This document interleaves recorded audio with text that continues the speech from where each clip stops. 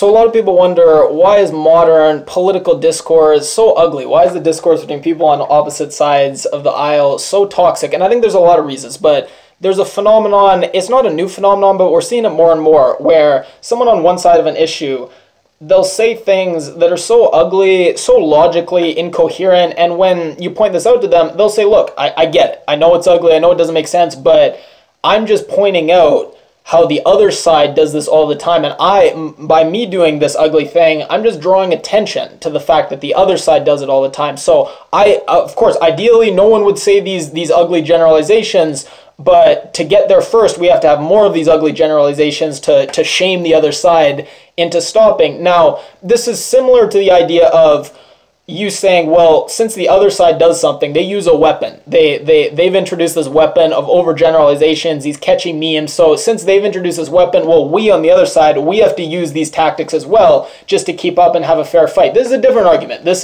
I'm talking about specifically when people say, well, look, obviously, yes, I know it's wrong to generalize like I'm doing, but I'm just doing it to draw awareness to the fact that the other side does this, and, it's an awareness campaign. And so he decided to make generalizations following this YouTube shooting. Take a look. Now let's pause for a moment and pretend this is not the 8 p.m. show on Fox News. Let's pretend it's somewhere else on the dial, maybe CNN or MSNBC or actually any other cable channel or newspaper in America.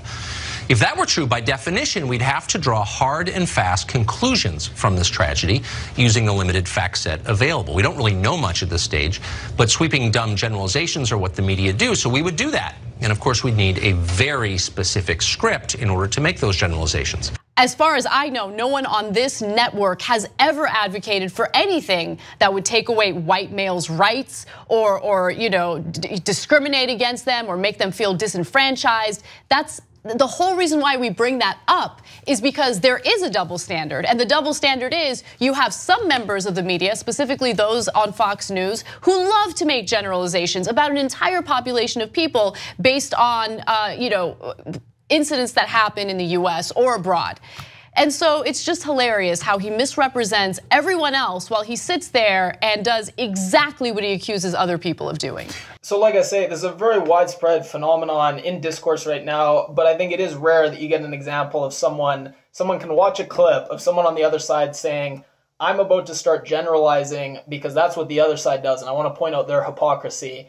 And then we can watch that clip, maybe they forget about it in the 2 minutes, but 2 minutes passes, and then they can say, we only generalize because we want to point out the hypocrisy of the other side and never see a similarity between what they're doing. Or maybe they do, and they just say, well, look, when we use this technique, we're the good guys, so we can use it.